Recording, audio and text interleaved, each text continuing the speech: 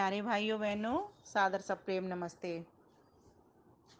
एक मेरे पास प्रश्न आया है कि वेद में तो करवा चौथ कहीं नहीं आया, आर्य समाज क्या मानता है। कुछ इस तरह के प्रश्न लिखे हुए हैं, तो इनको क्यों करें। तो उसका उत्तर होगा कि वेद में तो होली दीपावली जैसे पर्वों के बारे में भी नहीं लिखा। हाँ, नवसस्येष्टि के बारे में मन जो नई फसल आती है उसके बारे में मंत्र अवश्य हमको मिलते हैं। जब होली दीपावली के बारे में सीधा ये नहीं लिखा कि होली मनाओ दीपावली मनाओ, तो व्रतों के बारे में भी कि करवा चौथ मनाओ क्यों नहीं लिखा। तो इसके पीछे कारण है क्योंकि वेद सार्वभौमिक हैं, क्योंकि वेद सार्वजनीन हैं, क्योंकि वेद सार्वकालिक हैं। वेद में वही है जिसे सब देश के निवासी सब भूमियों पर वो काम हो, सब जगह के लोग, सब लोग और सब समय में करने वाले कार्य हों, इस तरीके की बातें वेद में हैं। क्योंकि वेद पर सिर्फ भारतवासियों की बपौती नहीं है, वेद पर किसी एक देश, एक वर्ण व एक आश्रम का अधिकार नहीं है। वेद तो प्रत्येक मनुष्य मात्र के लिए हैं। यथेमं वाचम कल्याणी मावदानी जनेभ्य, यह वेद की वाणी अर्थात यह ज्ञान, वेद का ज्ञान, यह संविधान मैंने प्रत्येक मनुष्य मात्र के लिए दिया है। ये स्वयं वेद कह रहा है, ईश्वर की वाणी कह रही है। वेद का अर्थ ही ज्ञान होता है। वेद विद ज्ञाने समज्ञाने लावे, विद विचारणे, विचारने की शक्ति शक्ति, लाभ लेने की का ज्ञान, किस वस्तु से क्या ज्ञान लें, किस समय से कैसा ज्ञान हो, हर प्रत्येक पदार्थ का, आत्मिक हो चाहे भौतिक हो, किसी भी पदार्थ का ज्ञान वेद के द्वारा हमको मिल जाता है। तो वेद तो वो बात करता है जो सब मनुष्यों की बात है। इसलिए ये जो बात कही जा रही है कि वेद में तो कहीं करवा चौथ नहीं आए तो क्यों करें, ये बिल्कुल बिना सिर पैर की बात है। क्योंकि जो लोग वेद नहीं पढ़ते उनको नहीं पता। वेद ने इस बात को कहा है, कैसे कहा है, वेद ने कहा है व्रतम करणुत, व्रत करिए। अब क्या व्रत करिए, क्यों व्रत करिए, किसके लिए व्रत करिए, ये एक अलग सब्जेक्ट मैटर हो जाता है। तो वेद किसी पदार्थ का ज्ञान, वस्तु का ज्ञान, स्थान का ज्ञान, समय का ज्ञान, ऋतु का ज्ञान, स्थिति परिस्थिति का ज्ञान, वहां के वातावरण का ज्ञान, इस प्रकार का ज्ञान देता है। और बिना ये सब ज्ञान लिए कोई भी परिवार, कोई भी समाज, कोई भी राष्ट्र सुखी नहीं हो सकता बिना वेद ज्ञान के। क्योंकि जहां वेद नहीं वहीं वेदना। अब समझो इसको आगे। पर्व, उत्सव, तीज, त्योहार का निर्माण किसी भी देश की भौगोलिक स्थिति, रहन सहन के आधार पर समाज को एक सुखद व्यवस्था देने के लिए की जाती है। एक बार पुनः रिपीट करती हूं। कोई भी पर्व, कोई भी उत्सव, कोई भी तीज हो, कोई भी त्योहार हो, उसका निर्माण किसी भी देश की भौगोलिक स्थिति, रहन सहन, वातावरण के आधार पर परिवार को, समाज को, राष्ट्र को सुखद व्यवस्था देने के लिए की जाती है। उसी प्रकार से व्रत भी जिस देश में जो व्यक्ति रहता है वहां की स्थिति को, वातावरण को देखता है, उसके अनुसार व्रत भी लिए जाते हैं। जैसे भगवान राम ने व्रत लिया, क्या, मैं इस पूरे राष्ट्र को किससे विहीन करूंगा, शत्रुओं से विहीन कर दूंगा। अर्थात जो राष्ट्र को नुकसान पहुंचाते हैं ऐसी दुर्जन शक्तियों का नाश करूंगा और सज्जन शक्तियों की रक्षा करूंगा। तो जो उन्होंने व्रत लिया उस व्रत का उन्होंने पालन किया, तो रावण जैसे असुरों का नाश किया, सफाया किया, और विभीषण जैसे अच्छे लोगों का उन्होंने सुरक्षा प्रदान की। बाली का वध किया, विभीषण को बचाया, सुग्रीव को बचाया। रावण का वध किया, विभीषण को बचाया। दोनों दोनों भाई हैं, लेकिन एक धर्म का है, एक अधर्म का है, एक धार्मिक है, एक अधार्मिक है। तो व्रत, ये व्रत होते हैं। अब पर्व प्रकृति संबंधी होते हैं, तो व्रत स्वयं को, परिवार को, समाज को अनुशासन में चलाने के लिए होते हैं। ये हम सब समझ गए। अब हमारा देश ऋषि मुनि और महान पुरुषों, देशभक्तों से भरा हुआ है। हमारे देश में ऋषि मुनि, महान पुरुष सब व्रत लेने के कारण ही सफलता को प्राप्त करते आए हैं। क्यों? क्योंकि वेद कहता है कि अग्ने व्रतपते व्रतम चरिष्यामि तच्छकेयम राध्यताम इदम अहम अनृतात् सत्यम उपैमि। कि हे प्रकाश स्वरूप प्रभु, हे व्रतों के पालन करने वाले व्रतपति परम पिता परमेश्वर, क्योंकि ईश्वर ने भी व्रत लिया कि संसार को बनाऊंगा, संसार को सुख पहुंचाऊंगा, और वो सुख पहुंचाने में लगा हुआ है। अब मनुष्य का भी कर्तव्य बनता है, वो जिस समाज में रहता है ना, जिस राष्ट्र में रहता और जिस परिवार में रहता, वहां पर भी वो सुख पहुंचाए, सबको लाभ पहुंचाए। तो इसके लिए वो भी व्रत करे, सत्य को धारण करे, असत्य को छोड़े, धर्म को प्रतिष्ठित करे, अधर्म का नाश करे, है ना, रोगों को समाप्त करे, निरोगी शरीर करे। तो व्रत जो शब्द है वो लिया, उसका अर्थ होता है संकल्प। एक व्रत लेना कि मेरे परिवार में अगर कोई व्यक्ति रोगी है तो मैं रोग को दूर करूंगा, है ना। अगर मेरे समाज में कोई दुर्जन शक्ति अधिक हो गई है तो मैं दुर्जन शक्ति का सफाया करूंगा। अगर मेरे राष्ट्र के भीतर अगर बुरे लोग, शत्रु लोग परेशान कर रहे हैं, आतंक अधिक फैल रहा है, तो मैं उसके लिए व्रत लूंगा और उसको पूरा करूंगा। तो भीष्म पितामह ने व्रत लिया क्या? कि मैं ब्रह्मचर्य का पालन करूंगा।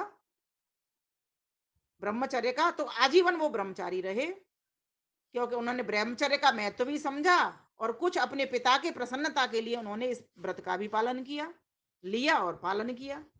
महाराणा प्रताप ने भी व्रत लिया, शत्रुओं का सफाया करूंगा, चाहे भले ही घास की रोटी खानी पड़े। कोई भी व्रत लेते हैं, व्रत के साथ साथ त्याग भी वृत्ति भी आती है, क्योंकि व्रत की सफलता त्याग में है। आपने संकल्प लिया मैं रोज यज्ञ करूंगा, लेकिन यज्ञ करने के लिए आपको थोड़ा सा तो तपना पड़ेगा, घर से बाहर निकल के जाना पड़ेगा, कुछ धन भी त्याग करना पड़ेगा, दान लगा देना पड़ेगा, कुछ करना पड़ेगा आपको, पहले उसके लिए तो त्याग करना पड़ेगा। तो कहा भीष्म पितामह ने व्रत लिया, तो वही महाराणा प्रताप ने लिया, तो वही महर्षि दयानंद ने व्रत लिया। क्या व्रत लिया? कि मैं सत्य को खोजूंगा, असत्य को मिटाऊंगा, अर्थात अंधकार का नाश करूंगा और प्रकाश को लेकर के आऊंगा। जगत गुरु शंकराचार्य ने भी व्रत लिया। क्या व्रत लिया? कि मैं चारों ओर ईश्वर को दिखा करके मानूंगा, चारों ओर ईश्वर को बताऊंगा कि भगवान कण कण में रहता है, इसलिए चारों धामों में मंदिर स्थापित कर दिए। कोई भी महान पुरुष, विचारक, चिंतक, विद्वान, योगी, मुनि, साधु, संत, जितने भी हमारे देश के भीतर हुए, वे सभी की सभी वहां के देश की व्यवस्था को देख करके, समाज की व्यवस्था को देख करके इन व्रतों को लिया करते हैं। अब एक परिवार की व्यवस्था की बात आती है, बात चल रही है यहाँ करवा चौथ की। तो करवा चौथ हो या फिर कोई पड़वा हो या दूज हो या तीज हो या पंचमी हो या कोई भी पूर्णिमा हो, अमावस्या हो या एकादशी हो, ये सब सब व्रत ही हैं। अब इनमें व्रत क्या लिया जाता है, वहां भी उस चीज को समझना चाहिए। तो यहाँ पर जो व्रत ले रहे हैं वो क्या ले रहे हैं, यहाँ पर क्या कौन करती है व्रत, पहले तो ये समझें। तो यहाँ पर कौन व्रत करती है? यहाँ पर एक स्त्री व्रत कर रही है। किसका कर रही है? अपने पति की लंबी आयु के लिए कर रही है। तो पति की लंबी आयु कैसे होती है? पति की लंबी आयु के लिए सभी लोग जिम्मेवार हैं, परिवार के लोग, मीन्स स्वयं पत्नी भी जिम्मेवार है, स्वयं पति भी तो जिम्मेवार है कि वो अपना ऐसा खान पीन करे तो लंबी आयु होगी, और पत्नी उसको प्रसन्नता पहुंचाए तो पति की लंबी आयु होगी। तो उसके लिए, प्रसन्नता पहुंचाने के लिए स्वयं का भी त्याग करना पड़ता है। किसी भी व्रत को सफल करने के लिए त्याग वृत्ति, सेवा, समर्पण, है ना, सहनशीलता और सत्यता, सौम्यता, समर्पण का भाव और सेवा का भाव, इतना कार्य तो हर किसी को करना ही पड़ेगा। चाहे परिवार में एक व्यवस्था लानी हो सुखद, या समाज में एक सुखद व्यवस्था लानी हो, या राष्ट्र में एक सुखद व्यवस्था लानी हो। तो यहाँ पर जब पत्नी कर रही है व्रत को, तो वो क्या व्रत कर रही है? वो ये व्रत कर रही है कि मैं अपने पति को सुख पहुंचाऊंगी। अब सुख कैसे पहुंचेगा? कि पति के साथ में क्या नहीं करूंगी, मैं झगड़ा नहीं करूंगी। आजकल कितने झगड़े होते हैं पति के साथ में, है ना। हर बात पर, हर छोटी-छोटी बात में, क्यों? क्योंकि सहन शक्ति नहीं है। इसलिए पत्नी क्या व्रत ले कि पति के साथ मिलकर के चलूँगी मैं। पति की हाँ में हाँ करूँगी मैं। हाँ, बुरी बात है, गलत बात है तो उसको प्यार से समझाऊँगी, लेकिन झगड़ा नहीं करूँगी। तरीके से समझाऊँगी, योजना बना कर के समझाऊँगी। कब कौन-सी बात क्या कहनी है, उस हिसाब से समझाऊँगी, उस हिसाब से कहूँगी। और समझाने का भी भाव नहीं रखूँगी, मात्र अपना निवेदन के हिसाब से रखूँगी। तो पति की निश्चित ही आयु लंबी होगी। जो लोग ये विरोध करते हैं पत्नी के व्रत करने से पति की आयु कैसे लंबी होगी? मेरा उनसे विरोध है सीधा-सीधा। पत्नी अगर अच्छी होगी, सौम्य होगी, शीतल स्वभाव की होगी तो अपने पति की निश्चित ही आयु को लंबी करेगी। अन्यथा तो वो रो रो करके परेशान हो जाएगा, झगड़े से परेशान होकर के बाहर भागेगा, गलत कामों में फंसेगा, गलत संगत में बैठेगा और अपने जीवन का नाश कर देगा। इसीलिए पत्नी भी जिम्मेवार होती है तो स्वयं पति भी होता है और घर के सदस्य भी जिम्मेवार होते हैं किसी भी आयु के पीछे। हाँ, कर्म का जो कर्म करता है, फल का भोगता वो होता है, लेकिन प्रभाव और परिणाम तो एक दूसरे पर पड़ते ही पड़ते हैं। पति के माता-पिता में अपने माता-पिता देख सदैव सम्मान कर, चरण स्पर्श कर आशीर्वाद लूँगी, तो पति की आयु लंबी होगी कि नहीं होगी बताइए? जब पति के माता-पिता खुश रहेंगे, तो पति उससे पत्नी से खुश रहेगा कि नहीं रहेगा? जब प्रसन्नता हमें आयु देती है लंबी। पति के साथ सामंजस्य बिठाऊँगी मैं, तालमेल करूँगी। बिना तालमेल के कोई भी सुखद व्यवस्था चाहे परिवार हो, समाज हो, राष्ट्र हो, कहीं की नहीं होती। पति पर पूरा विश्वास करूँगी। शक संदेह की निगाह से पति को नहीं देखूँगी। पति के सिवाय किसी पर पुरुष से संबंध नहीं बनाऊँगी। पति के लिए समर्पित रहूँगी। पति की बात ध्यान से सुनूँगी और ध्यान से सुनकर के उसकी उतनी बात का सभ्यता पूर्वक, शिष्टता पूर्वक, विनम्रता पूर्वक, सौम्यता पूर्वक जवाब दूँगी। पति में यदि कोई व्यसन है, दुर्व्यसन है, दुर्गुण है, तो उसे उस बुराई से भी प्रीति पूर्वक बचाऊँगी उसको, उसकी रक्षा करूँगी। देखो, आपको एक उदाहरण याद है, स्वामी श्रद्धानंद की पत्नी को देखो, क्या नाम था? शिवदेवी। जब स्वामी श्रद्धानंद जब मुंशी राम थे तो युवावस्था की बात है, गलत संगत में पड़ गए थे वो। तो घर में उल्टी-सीधी चीज़ें खाने, तामसिक भोजन करके आना, है ना? दारू आदि, शराब आदि का पीना, पिलाना, दोस्तों के साथ बैठना, गलत-गलत काम करना, मतलब जितने भी हो बुराई हो सकती है वो सब उनके भीतर थी। तो एक दिन घर जब आ रहे थे वो तो उनकी पत्नी ने उनकी ये हालत देखी, उनको भोजन की थाली परोसी तो भोजन की थाली को उन्होंने पैर से फेंक दिया। क्योंकि जब कहते हैं शराब अगर भीतर चली जाती तो बुद्धि पहले बाहर आ जाती है। तो उन्होंने फेंक दिया लात से मार के, उसने कुछ नहीं कहा। अगर आज की मेरी जैसी भी होती तो बहुत कुछ परेशान हो जाती या कुछ करती, लेकिन उसका एक तरीका निकाला उसने, एक योजना बनाई, एक विचार किया कि अगर मैं इस तरीके से अपने पति को कहूँगी तो ये तो मानने वाला है नहीं, जिसको इतनी तगड़ी लत लगी हुई है। जब पति सो गए तो उसके माथे से पसीना पोंछ रही है, उसको आराम दे रही है और पूरी रात भर कहते हैं उसके साथ बैठी रही है, उसका पंखा चलती रही है। ठीक है? तो बताइए अब ऐसी पत्नी अगर नहीं होती तो वो स्वामी श्रद्धानंद बन पाते? नहीं बन पाते। अब आगे चलिए, सत्यवान की पत्नी को देखो, क्या नाम था? सावित्री। सत्यवान को क्या था? रोग था, ऑक्सीजन की कमी थी। पीपल के पेड़ के नीचे, पीपल सबसे अधिक ऑक्सीजन देता है। इनकी आयु बहुत लंबी-लंबी होती है ऐसे वृक्षों की, जो बड़े वृक्ष होते हैं, बट वृक्ष हो गए, पीपल के, बरगद के वृक्ष हो गए। तो कहते हैं उसके नीचे बिठा करके उसको वेंटिलेटर का पूरी सेवा देती रही, पूरी सहायता करती रही उसकी, हर तरह का सहयोग करती रही और रोग से लड़ती रही। तो कहते हैं उसने यमराज से भी अपने पति को ले लिया। ये अलंकारिक शैली है। यमराज कौन है? वो स्वयं ईश्वर ही होता है। ईश्वर से अपने पति को ले लिया उस सावित्री ने। भगवान राम की पत्नी को देखो, कोई शंका नहीं है, कोई संदेह नहीं है पति पर। मेरे पति अवश्य आएँगे और मुझको यहाँ रावण की कैद से छुड़ा कर के ले जाएँगे। ऐसे पतिव्रता धर्म को निभाने वाली। अब बताइए पति की आयु इससे बढ़ती है या घटती है? इससे पति की आयु को प्रसन्न होने के कारण, अच्छी पत्नी होने के कारण बढ़ेगी, घटेगी नहीं, क्लेशित नहीं होगा। क्योंकि जो क्लेशित मन वाला व्यक्ति होता है, उसकी आयु स्वयं ही घट जाती है। वो स्वयं अपना ज़िम्मेवार बन जाता है। लेकिन प्रभाव पत्नी का गया। इसीलिए भगवान राम को देखो और भगवान कृष्ण की पत्नी को देखो, रुक्मिणी को। भगवान कृष्ण ने कहते हैं 12 वर्ष का ब्रह्मचर्य रखा कि मुझे अपने जैसा हूबहू पुत्र देना है, प्रद्युम्न। तो उनके प्रद्युम्न पुत्र हुआ। तो इसमें कौन सहयोगिनी बनी? रुक्मिणी उनकी सहयोगी भी नहीं बनी, उनको सहयोग किया। अब राजा हरिश्चंद्र की पत्नी को देख लो, चलो और आगे चले जाते हैं तो तारामती उनकी पत्नी थी। जब उन्होंने अपना सब कुछ राजपाट दान कर दिया, तो तारामती ने उनका पूरा पूरा सहयोग किया। जैसे उनका पति रहा, उसी तरीके से वो भी रही। पति ने, कहते हैं, कहीं पर कोई ऐसा कार्य ले लिया शमशान घाट पर, कर आदि लेने का, तो वहां पर उसने, पत्नी ने, किसी ब्राह्मण के घर में काम करने का, दासी बनने का, सेविका बनने का काम कर लिया, जिससे अपने बच्चे का पालन पोषण भी मैं कर सकूं, क्योंकि बच्चा उसके साथ में था। तो कहने का भाव यहाँ पर ये है कि हमारा तो इतिहास भरा पड़ा हुआ है, पत्नियों ने अपने पतियों का साथ किया। मैंने ये बात इसलिए बोली है पत्नी की, क्योंकि यहाँ करवा चौथ के व्रत को कौन करता है? पत्नियां करती हैं। लेकिन आज क्या हो गया समाज में? आज समाज में विकृति हो गई।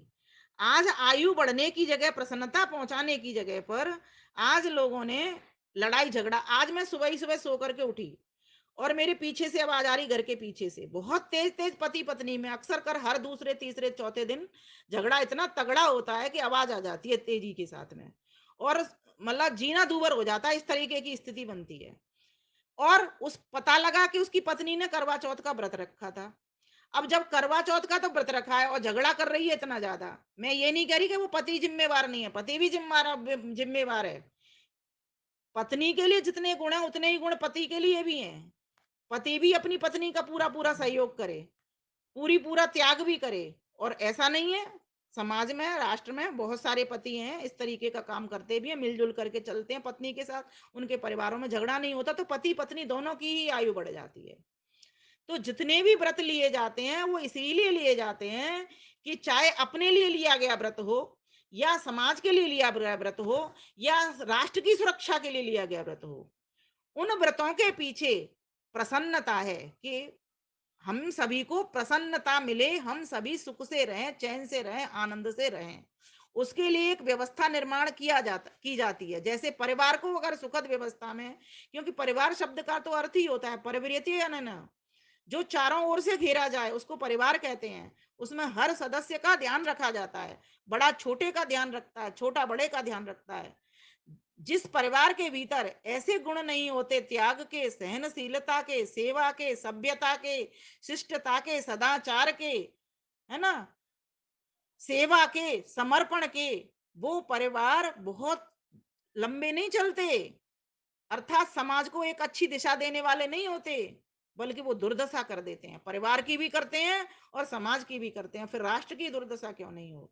इसीलिए ये जितनी भी परंपराएं बनती हैं व्रत व्रत आदि की, और ये देखिए, ये करवा चौथ व्रत कोई और विदेशों में तो मनाया नहीं जाता। इसका मतलब क्या है कि हमारे देश को इसकी बहुत जरूरत, क्यों? क्योंकि हमारा देश चिंतक है, विचारक है, वो देख रहा है। एक समय और भी अधिक भयानक आया था कि जब स्त्रियों की दशा बहुत खराब थी, मुगलों मुगलों का काल जब आया तो पतियों का हरण हो जाता था, पतियों को मार दिया जाता था। स्त्रियों में इतना बल नहीं था, क्योंकि उनको पैरों की जूती कह दिया गया था, बंटवारा था देश के भीतर। तब इन दिनों में ऐसी ऐसी चीजें ये उठा करती हैं। तब हमको क्या करना चाहिए? इसमें से विरोध की बजाय बोध करना चाहिए। ठीक है, जैसे मातृ दिवस, पितृ दिवस, भ्रातृ दिवस, या जितने भी मित्र दिवस, जितने भी दिवस मनाए जाते हैं, वो भी तो संकल्प लेने के लिए ही मना रहा है दुनिया। नहीं तो हमारे यहाँ तो नित्य मित्र दिवस होना चाहिए, नित्य मातृ दिवस होना चाहिए। क्योंकि जब तक हम उठ करके अपनी माता पिता की चरण वंदना नहीं कर लेते, या मित्र से वार्ता नहीं कर लेते, दो, तब तक तो हमारा दिन बनता ही नहीं है। लेकिन फिर भी आज देखा जा रहा है कि हम अंतर्राष्ट्रीय स्तर पर भी इस चीज को मना रहे हैं। क्यों मना रहे हैं? क्योंकि आज की आवश्यकता है। आज माता पिता का सम्मान नहीं हो रहा, वृद्धाश्रम खुल गए, आज पति पत्नी में झगड़े हो रहे हैं, इसलिए आज इन व्रतों की आवश्यकता पड़ रही है।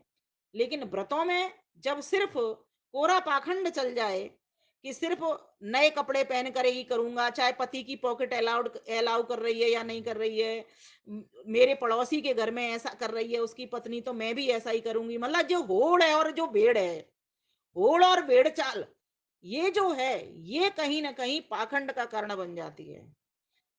ये जो व्रत लिए जाते हैं वो इसलिए लिए जा रहे हैं कि हम पति पत्नी आपस में प्रेम पूर्वक रहें, और एक बात मैंने देखी है, जब पत्नी थोड़ा सा कम खाती है, अर्थात आज के दिन थोड़ा सा ये व्रत ले रही है कि मैं अपने पति को प्रसन्न रखूंगी, अब वो ले रही है कि नहीं ले रही है वो उसकी मर्जी है, लेकिन लेना चाहिए कि मैं अपने पति को हर समय प्रसन्न रखूंगी, पति के साथ मिलकर के चलूंगी, पति को हर सहयोग दूंगी, जो भी मेरे से बन सकता है वो करूंगी, मेरे लिए पति ही मेरा परमेश्वर है, इस प्रकार की जब वो भावना करेगी, एक हो जा इस तरह जो प्राण तन का ठोरे, फिर न कोई ये कहे मैं और हूं तू और है, जब इस प्रकार का मन में रखेगी वो, तो फिर मैं कहती हूँ ये करवा चौथ के व्रत सफल हो जाएंगे।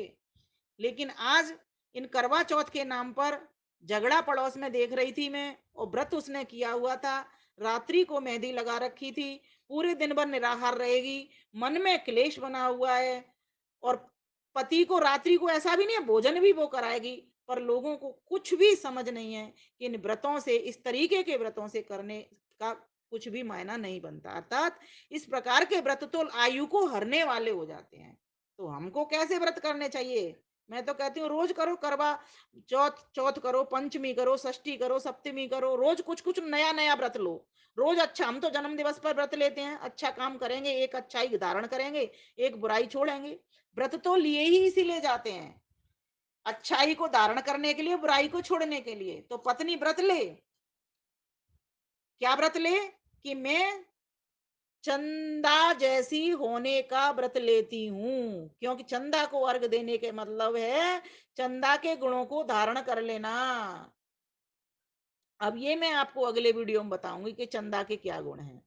आज के लिए मैं यहीं छोड़ती हूँ, अगला वीडियो मेरा कल आपके पास पहुंचेगा, इनके सारे मैं अच्छे प्रकार से खोल करके आपको चंदा के गुण बताऊंगी। आज के लिए बस इतना ही करें कि हम सभी जो भी माताएं बहनें इस व्रत को कर रही हैं, करवा चौथ के व्रत को, वे उसका सही ज्ञान लें, सम्यक ज्ञान लें कि क्या आज राष्ट्र को इन व्रतों की आवश्यकता है या नहीं है। कई महिलाओं को मैंने देखा है, कोई इस प्रकार का व्रत भी वो नहीं ले रही हैं, फिर भी वो अपने पति के साथ प्रेम पूर्वक रह रही हैं, क्योंकि उनका एक संस्कार इस प्रकार का बना हुआ है। ये स्थितियां तभी निर्माण होती हैं, ये व्रत तभी शुरुआत होती है इनकी, ये कोई ईश्वर के बनाए हुए, ये जो करवा चौथ आदि व्रत हैं, ये कोई ईश्वर ने नहीं वहां पर लिखे हैं कि करवा चौथ के व्रत करो। ये तो बहुत अभी कोई 100 वर्ष से मुझे लगता है और बाद की ही बात है, ये तब से ये प्रारंभ हुए हैं। क्यों? क्योंकि देश के भीतर हम देख रहे हैं कितना लड़ाई झगड़ा पति पत्नी में हो रहा है। तो कहीं ना कहीं इस प्रकार की एक मर्यादा रखने के लिए ऐसे ये व्रतों का चलन होता है, और इन व्रतों में से हमें अच्छाई को निकाल लेना चाहिए। पत्नी, फूहड़ पत्नी किसको पसंद है बताइए? सबको सजी समरी पत्नी पसंद है। तो इसीलिए इस 4 चीजों को वो पत्नी धारण करे। एक तो वो साफ सुथरी रहे, ऊपर से भी और अंदर से भी, शौच का पालन करे। दूसरा, सेवा धर्म को निभाने का पालन करे। तीसरा, सहयोग का धारण करे। और चौथा, सहनशीलता। ये 4 चीजें ऐसी है। और क्या छोड़ दे? शक, संदेह, मिथ्या वचन, है ना, असत्य, ऐसे कामों को छोड़ दे। छल, कपट, बेईमानी, धूर्तता, ऐसी चीजों को छोड़ दे, तो समझो उसका करवा चौथ नित्य हो जाएगा।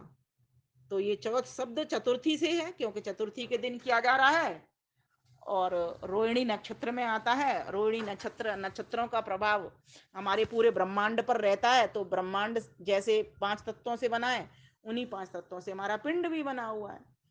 तो ऐसे इस तरह प्रभाव नहीं जानता जाता, लेकिन प्राकृतिक पदार्थों के हिसाब से प्रभाव जाता है। बाकी ये ज्योतिष विज्ञान का विषय है, इसको फिर कभी अगले वीडियो में हम रख लेंगे, और नेक्स्ट जब आएगा तब।